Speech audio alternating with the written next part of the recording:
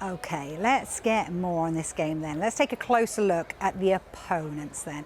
We can speak live now to the Spanish football expert, Terry Gibson, who joins us from Tampa in Florida. So you're not over here for this, Terry, but what's the mood like amongst your contacts then in Spanish football? Well, I must admit, Vicky, I didn't anticipate a Spain-England final. If so, I might have delayed my holiday by a couple of days more. But, of course, I'll be watching the game tomorrow and wish the players of England all the very best. But, no, it's a pleasant surprise to see this as the final, of course. Yeah, I mean, it was a pleasant surprise for us England fans watching back in England as well. I mean, do you think there would have been a sigh amongst the Spanish contingent when Ollie Watkins scored the winner? Would they rather, I mean, Carve keeps telling me they would rather have been meeting Netherlands, surely? I think that is the case. I think they would have fancied their chances against the Netherlands. They don't fear England. They respect England. They respect all things about the Premier League. They respect the big clubs, the big managers that operate in that league. And they respect the fact that Gareth Southgate's team have found their way to the final. So, you know, Spain have come through the tough half of the group. They've been the most impressive team in the competition by a long way, to be honest. But it doesn't matter. There's no advantage now going into the final. Both teams start on level terms. It doesn't matter which half of the draw they came through. It doesn't matter how many goals they've scored, they've conceded. It just matters the 90 or 120 minutes of penalties tomorrow. That's all that matters now. That's all at stake. And Spain are confident. They won't fear England, but they have a healthy respect. Same as England as well. They won't fear playing Spain. They'll believe in their own ability. Gareth Southgate and his players will believe they can, after coming this far, go on and win the competition. So it starts on level terms for me tomorrow, to be honest.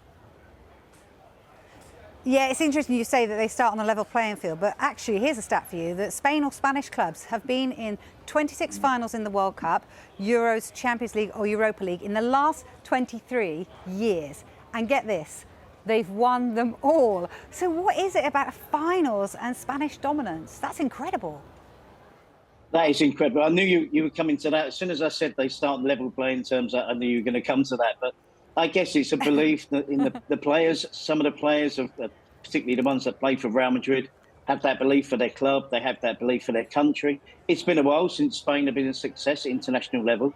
And prior to them winning the 2008 European Championships, they were always regarded as underachievers, you know, always flattering to deceive. They looked good in competitions but never won them. But in the last 20 years or so, they've become a nation that are used to winning trophies, whether it's the club, in European football, for the country.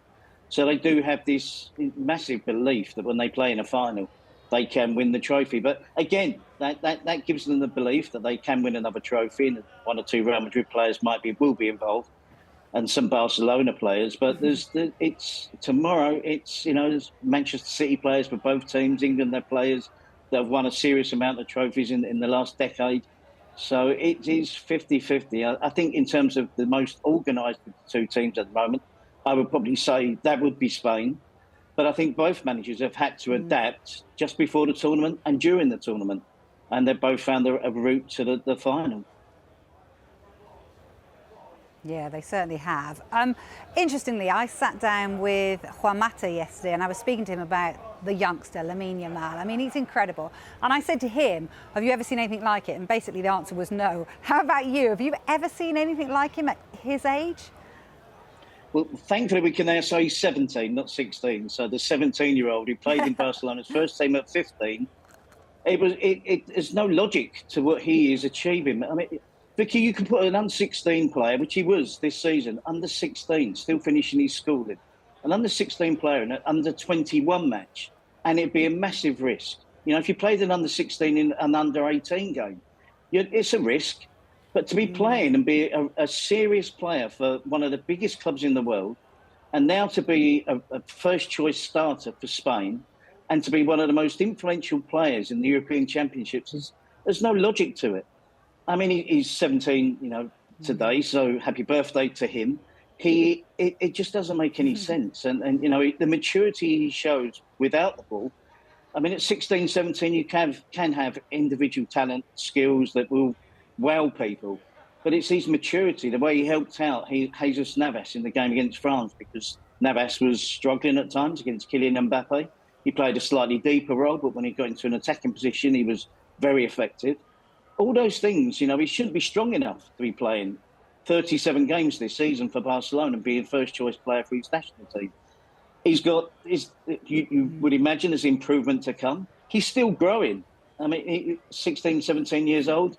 I'm led to believe it never happened for me, but at 17 years old, you're duty bound to grow a few inches. So he may be, he might turn into a 6'4" centre forward, but it just doesn't make any logic at the moment. He's an absolutely brilliant footballer. The way he's coped with it, the way Barcelona have handled it. And going into the tournament, I wasn't sure he was going to start in this competition and be the main winger on the right side, because him and Nico Williams against Northern Ireland, when they won 5-1 and they looked really impressive, that was only the second time the two of them had played together. Prior to that, they played together against Brazil in a 3-3 draw. So there's 8 goals in the 2 games they started. So I think that made Luis de la Fuente's mind up that he had to start the 16-year-old as he was then and Nico Williams on the left. They were really impressive against Northern Ireland. Up until that point, they'd been efficient. They'd lost to Scotland in the qualifiers in the tournament, and that was a massive blow for De La Fuente because he was an underwhelming choice as manager. And when they lost to Scotland in the qualifiers, there was a lot of people wondering whether the Spanish FA had made the wrong choice. From that game against Scotland, only one player survived from the starting 11 that started this competition. So it's almost like a watershed moment for Luis de la Fuente where he changed tactics, changed personnel. And since then, they've gone on a really impressive run of form in terms of results, which has culminated into them looking at a really attractive team in this competition. Yeah, and the fact that he's got that kind of perfect blend between youth and experience. Dani Olmo's really shining, as well as the Nico Williams and the Lamine Yamals as well. Has he just got it right at the right time, do you feel? Yeah, he's been slightly fortunate. He's made courageous decisions as well because, I mean, when I talk about adapting, this Spanish team, we haven't seen Nico Williams and Lamine Yamal play on a regular basis for Spain until this tournament. And we haven't seen much of Pedri in the last couple of years. And then Pedri was going to be the player that helped them go forward. He picked up an injury, so Dani Olmo comes in. Now, Dani Olmo is a completely different player to Pedri. So instead of having 3 midfield players with Pedri alongside Fabian Ruiz and Rodrigo, suddenly it's Dani Olmo.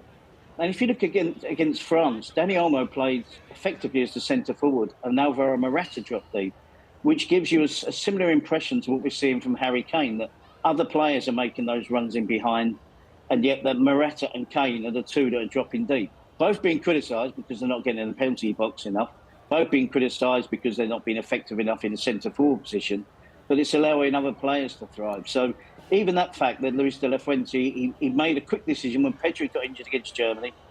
He didn't put too much thought into it. It was a natural choice for him to make, but it changed the dynamic of the team. So effectively, Spain are almost playing a 4-4-2 now, with Dani Olmo playing as an effective centre forward and Morata taking on the responsibility of dropping in and helping out when they're out of possession. So those little things, when I talk about a manager adapting as he's gone along.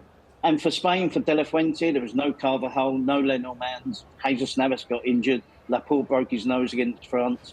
And yet somehow they plugged the gaps. Nacho could go from centre-back to right-back. Danny Vivian came on for only his 4th cap. It's a hell of a game to come on for you. Just your 4th cap to play against France and see your team through. So they've both had, De La Fuente has had to adapt. I'm not saying he's lucky or fortunate, but he's fortunate in terms of the fact the decisions he's made so far have all proved to have been right. Terry, talk to me about Alvaro Morata, because there's kind of a split opinion, it feels, about him, and yet he could be the captain to hold that trophy aloft. Where do you stand on that sort of debate about him at the moment? Well, it's similar to Harry Kane in that he's working really hard. He is the player that Spain expected to score goals. He is the player that's should be most likely to score goals because of the service that they will hope he gets from the wide positions. But he has been working hard. When he picked up an injury earlier in the tournament, and it was announced that he was going to be fit for the next game, there was a lot of people in Spain that went, "Oh no," because they were kind of hoping he was going to be, injured and not be able to make the game, and someone else would get an opportunity. The other options would be Joselu, who we saw perform so well for Real Madrid. He's barely had a look in, and when Morata has been replaced, it's been with Mikel Oyarzabal, which is surprising. Oyarzabal is a wide player, a very good wide player, not particularly a centre forward. So I think Morata starts because I think De La Fuente really does rely on him. And as I said, he performs an unusual role, but it's the same role we're seeing from Harry Kane. When your team's out of possession, he worked hard to close down. He drops back in as well, which Spain are going to need him to do tomorrow, because if they play with Dani Olmo as one of the centre forwards, and they've only got, when I say only, and they've only got Fabian Ruiz and Rodrigo in midfield, they might get outnumbered by the English midfield. So I expect Morata again to drop in deep tomorrow. Do I expect him to be the focal point of attack? Sometimes, but not always. But I think he deserves to keep his place in the team for the final. I'm sure he will. He's over his little injury issue that he had after the game against France. He'll lead the team. He'll be captain. It's always a big call for a manager to leave out a captain who's captained you all the way through the tournament. We're seeing the same with Harry Kane as well, and I don't believe even the manager will make that change. They rely on their skippers and see them through it now. Yeah, I would agree with that. You did mention Rodri. We're lucky enough back here in the Premier League to get to see him week in, week out. Is there a better player in the middle of the park at the moment, do you feel, in that position?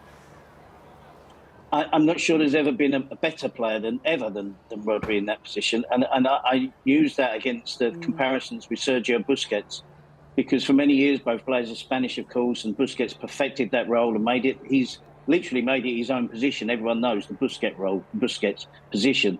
And I didn't think anyone would get anywhere near Sergio Busquets in terms of what Busquets did. But Rodri is there. I mean, I think he's more difficult to knock off the ball than Sergio Busquets. He just never gives the ball away. And you're watching Spain play against France and they're under pressure, and I'm thinking, just keep giving Rodri the ball, because he wants it everywhere at all times. And he never wastes it. He never gives away possession. The angles he takes up, the positions he takes up, the ability and the responsibility to take the ball and receive the ball under pressure, to make the next pass, which is always the right pass. He looks like an overage player in a kid's game that no one can tackle, that can dispossess, never gives the ball away, and makes it look so easy. And I think Fabian Ruiz has flourished alongside him. So when I said they've only got the two in midfield, they've only got Fabian Ruiz and Rodri, then they were outnumbered against France. France had three midfielders in there, and Kante, Rabiot and Tchouameni, but it looked like that at times, most of the game, that Spain had an extra midfield player themselves. Yeah, it did. Look, I'm slightly worried now, and I don't even want to ask this next question, but, is there anyone else that England should be worried about in that team? Well, I think there are similarities. I mean, in terms of the goals we scored and the goals England have conceded, and it's, Spain have got a better record. But we saw Ollie Watkins come off the bench, and we've seen Mika Marino come off the bench in similar circumstances to score the winner against Germany. So I look at it for player, and Spain do have the strength and depth. But I think that we talked about all the obvious ones that will be a threat. Two wide players, Morata up front, Dani Olmo playing alongside him, the two midfield players. Cucurella deserves a very special mention because of how well he has done. And he was Spain's third choice left back. I mean, Jose Gaia would probably, or Alejandro Balde, Barcelona, another teenager. They're the two first choice players. They're both missing through injuries. So Cucurella's come in and performed fantastically well. Jesus Navas was a story the other night. A player who's 3 years older than Lamine Yamal's dad was playing right back, and Lamine Yamal was having to help him out at right back against Kylian Mbappe. So there's loads of fantastic stories. Nacho has finished with Real Madrid now. He's going off to play in Saudi Arabia. Robin Lenormand, the centre-back, hasn't been playing international football long and has had a massive improvement in the last couple of seasons for Real Sociedad. The fact they've got two French centre-backs as well, that's another story. If Lenormand and Laporte play, a team that they defeated in the semi-final.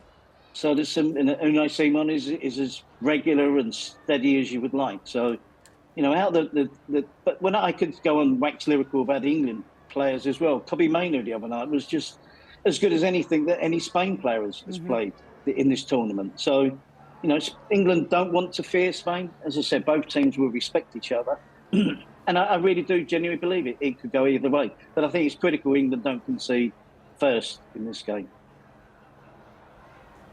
Yeah, I'm glad you did sort of bring it back round and said that England do have some good players, none more so than a Real Madrid representative in the form of Jude Bellingham. Do you think that's the player that the Spain players will fear the most? Yes, because I've been reading the Spanish press, and they've been so complimentary to Jude Bellingham this season. They're proud that he's representing Real Madrid and he's chosen to play in La Liga. They've thoroughly enjoyed what he's shown this season, but they've turned him in this tournament. They're saying he looks tired, he looks jaded because he played so well and played so much for Real Madrid, and they're wondering whether they're hoping that he's not going to be at his Real Madrid form in the final. I think he will. I think, the fact it's Spain gives a little bit of spice more to Jude Bellingham. The Spanish fans in general, Real Madrid fans, won't turn against him if he performs well for England against Spain in the final. They adore him. But he's a player that Spain clearly will fear.